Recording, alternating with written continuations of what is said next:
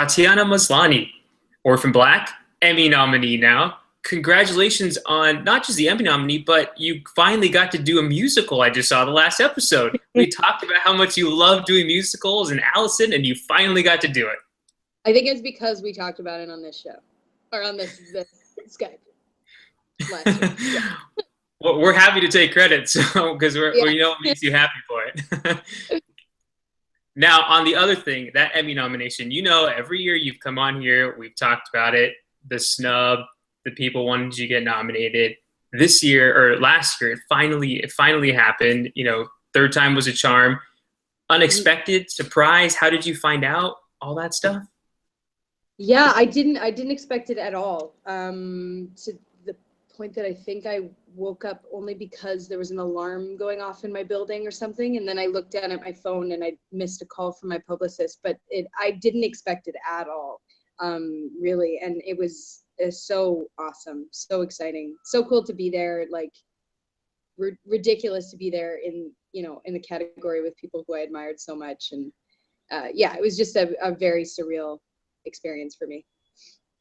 I mean, that category was stacked. It was one of the hardest, I think, to predict. I mean, you had Viola Davis, Taraji P. Henson, Oscar nominees in there, and you having the most critically acclaimed performance on television, and I mean, just all of these people in there. It was a great category, but I'm glad we finally got in there. And I read that you were even happier for your clone club and fans that had been just pulling for you to get nominated.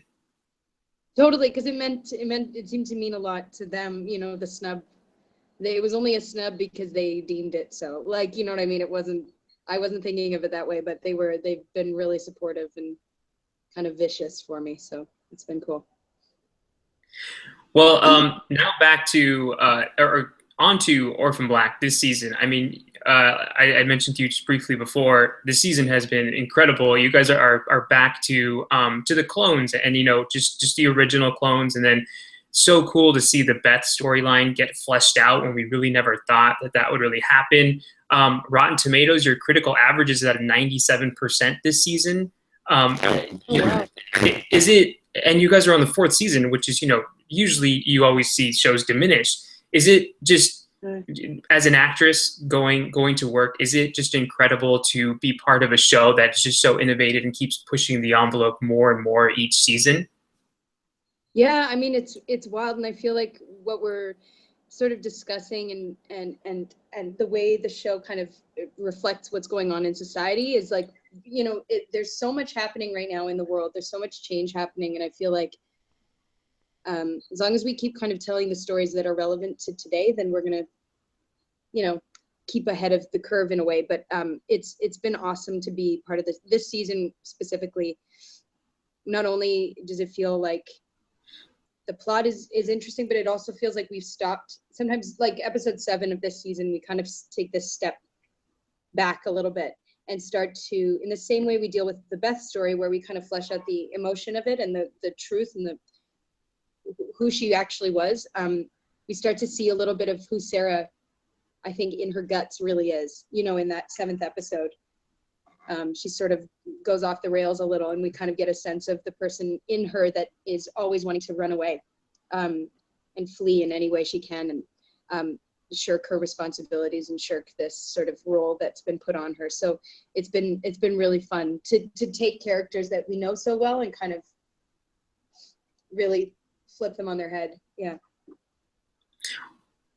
Well, then, and not even just that, I'd mentioned the Beth storyline. We didn't know Beth very well. We had that flashback last season, which I believe was your Emmy submission last season, where there was the Sarah Beth interaction, and then this season, I mean, we get to see stuff that we didn't even expect. Is it great, first of all, to bring her into that limelight? And what is she as difficult as the other clones to play, just because you didn't know too much about her until recently? Totally, because one of the things that we'd all talked about was really taking the sort of assumptions that we had of her, the way Sarah played her, the way Sarah saw her, and sort of flipping that on its head, and not actually like that she is a fully different person to that girl that Sarah was playing. This idea of her. So that was really fun, and getting to play the storyline with Kevin Hanchard, who plays Art. much Beth and Art meant to each other, how much they were in, you know, in deep need of each other. I think just kind of has this cool ripple effect with the rest of the seasons, the previous seasons, and you kind of get to know Art better through that. And yeah, I think any kind of, you know, deepening of the story like that is satisfying for the fans as much as it is for us.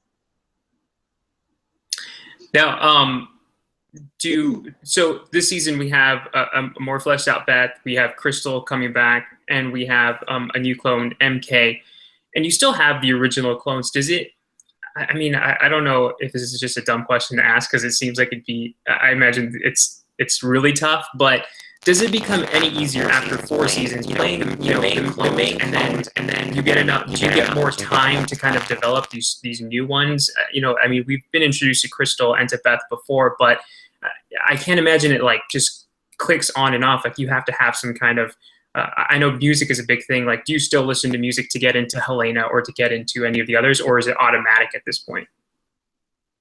No, it is like, I mean, I think my body understands the shorthand of the characters a bit better than, you know, previous seasons.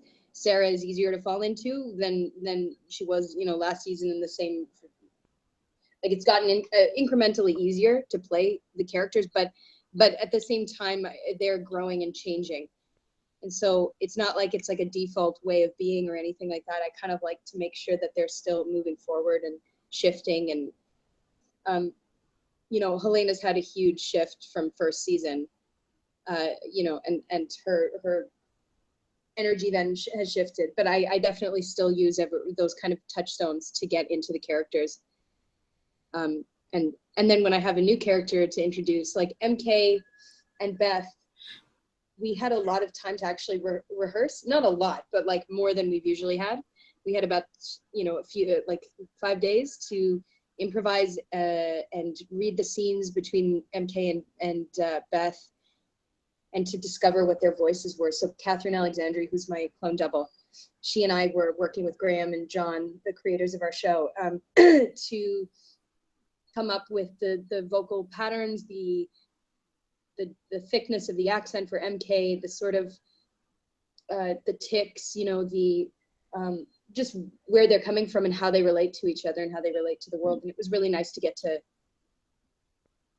play and explore that before we got to camera, because normally it was like, you know, kind of throw the clone in front of the camera and see what happens. Kind of a luxury. Now, how difficult is that, the dialect? Because for each clone, they all speak different. They're all, you know, the accents are different in a way. Is that one of the toughest things to kind of bounce around from, more than like the physicality, or is there a certain aspect that is harder? That the physicality for me is the most natural way to go in to the character. It's like the easiest thing for my body to do is to adopt a new physicality, because I think it's because it's not in your head, so you can't get in your own way. It's very instinctual. But the dialect work is kind of heady work, and it's a bit more mechanical and a bit more difficult. But I've got an amazing dialect coach who like keeps on me and works with me all the time, and help develop MK's voice and helps to keep Beth's voice in a certain place. And so the dialect is really difficult, but I enjoy it so much. I think it's a fun way to kind of explore a character. And speaking of characters, this season, I know as a fan myself, you know, Felix and Sarah, you know, Jordan, your co-star Jordan Bess, who's great on the show, they've had some conflict. You know, you have the other new biological sister coming into the mix, but you see just this like them butting heads, when before, during the first 3 seasons, they were inseparable. It's like, you know, you never saw them fight. Was it, for the two of you, were those hard scenes at times? Because I know how close you guys are, and then just the characters themselves so close, just to see kind of, and it's not even just an episode. It was like, you know, 4 or 5 episodes before they actually kind of softened on each other. Was that difficult at all, or? Yeah, I mean because Jordan and I have such a deep love and respect for each other and a trust, that it's not that it's not difficult, but it's a joyful place for us to play in. You know, is that that's why they're so with each other and feel so betrayed by each other. And I think Jordan's an incredible actor, like incredible. He is so emotionally available. So his timing is incredible. He knows Felix inside and out. And so I love playing opposite him. I love whatever he throws at me it deeply affects me. I find him extremely affecting. So I love those scenes. I love working in that new dynamic. Like I said, like pushing the characters forward, you know, instead of kind of keeping them in the safe place that they've always been. It's a joy as an actor to do that. Now, how do you, as you know, you're in the actor mode and you're playing all these different clones, you know, day after day. How do you, as Tatiana, kind of get out of the clone space and go back to who you are? Because I imagine that's just as much a transition as it is going into a different clone. Yeah. No, that's the toughest one sometimes. I just need to always be around my friends. That's like the thing that brings me back to and makes me feel like myself, is just being around my family or my friends. So just try to check in with them as much as I can while we're filming, because I can kind of like fall into the whole of filming and forget the rest of the world exists. So it's always really it's a major priority for me to see my friends. I know you've done a lot of long form improv before, you know, even before Orphan Black, and you know, you've been in film and everything. And when you do bring on a new clone, you know, I know you use your improv background a lot, but in improv, you generally have kind of a stage reaction. You have people there in the audience that kind of give you feedback, and you don't have that immediate feedback when you bring on somebody. That must be kind of nerve-wracking. Is that a hard transition for an actor? Yeah, I mean, it's definitely like a different process. Being on stage and kind of feeling the audience and using them as like another character in the scene, and sort of a guide for how the story is being told, if it's being heard the right, if it's being told the right way, and if it's being heard. That I really miss that feedback. Such a like addictive thing, thrilling. And so on set, it's a very different thing. You kind of have to, I guess, push the audience out of your head a little bit and make it about, you know, your scene partner, and that becomes the very crucial dynamic. And with your director, of course, too, sort of using them as the feedback, you know, and yourself and your instincts. But yeah, it is a different thing entirely. Yeah. Well, I mean, it's paid off. You've won 3 Canadian Screen Awards. You won 2 Critics' Choice Television Awards. You were nominated, or won a TCA and nominated for another TCA. Golden Globe nominee, Screen Actors Guild nominee, an Emmy nominee. You've won 3 Gold Derby Awards, which are the huge ones, of course, in the industry. Now, if this season, or I mean, you know, Emmy nominations are coming out in a month, and if you're nominated again, knocking on wood, by the way, do you have a particular episode just from these first 8 that we've seen? Because I know there are 2 more, and it could be one of those, but that you're thinking as a possible submission. I mean, I really loved episode 7 because it is just so much about the characters, and yeah, I just really loved shooting it. We shot it with this amazing director, Dave Frizzy, who's worked with us since season 1, and he's like so passionate about the show and just so passionate about telling these stories. So I think that would be one that I think I was pretty excited about. And it's a great choice. Yeah, I think that's it. Yeah. Now we'll get to some fan questions here. I pulled a couple. Julia wants to know what are we're watching Cosima and Sarah kind of grow closer, and she's loving it, and we all are as well. Which clone relationship do you love the most? I would love to explore further the Helena Allison dynamic, because they're so polar opposite. And Helena sort of pushes every button in Allison that it like sets her off. I think there could be something really interesting there. I'm interested in that dynamic. we saw a little bit of it at the beginning of the season, just sort of toes, but always from a distance. So I'd like to actually see those two get down to business, get down to clone business. And Helena playing Allison, that was pretty magical. Helen wants to know, which clone's backstory would you want to dive more into now? I would love to dive into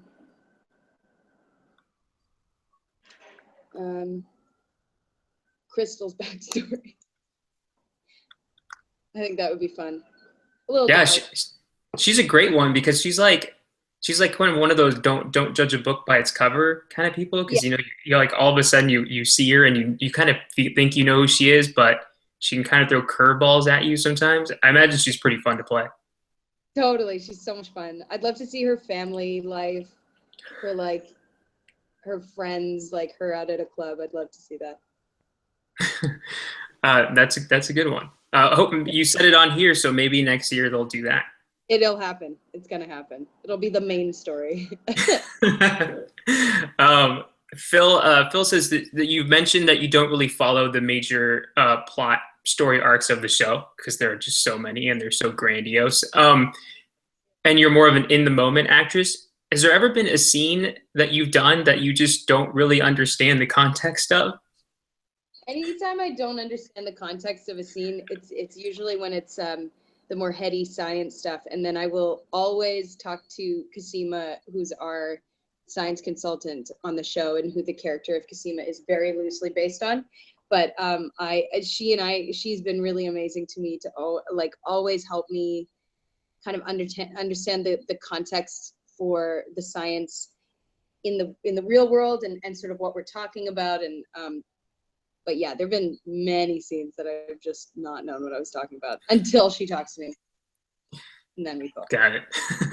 And just a couple more. Michelle wants to know, so Sarah is somehow the chosen leader of the clone universe. Does Sarah's uniqueness make an alternate leader impossible? An alternate leader, like someone else? Yes, somebody else coming inside of, instead of Sarah? Yeah. Oh my God. I don't know. I don't know that the rest are equipped, but I feel like under like if something were to happen to Sarah, that somebody would have to step forward. I feel like Allison might do it, but she's got a lot on her plate right now. Rachel in a weird way is a leader of, as she's a tyrannical leader, but she is also a leader. But I think there is something about Sarah that is like totally wrong for leading, but she just does somehow. I don't know how she managed to do that actually. And then Michael Anthony wants to know, which one is the most fun clone to play and which one is the most difficult to play? Rachel's the most difficult, I think. There's so much going on in her and so much kind of austerity and containment. So it's a very interesting balance to play with her. And I think the most fun is, oh man, I don't know. Allison is probably the most fun for me. All right, then my last question. I know you're a big fan of musicals. So of the main clones, if you had to pick each one to star in one of your favorite musicals, which would they star in? Helena would be in Little Shop of Horrors. Oh, Cosima would be in like why am I thinking Spring Awakening? Allison would be in Hamilton. Sarah would be in like Oliver. And who else do we have? Crystal's in like Kinky Boots or something. And who else do we have? Who else are the clones? Rachel, yeah.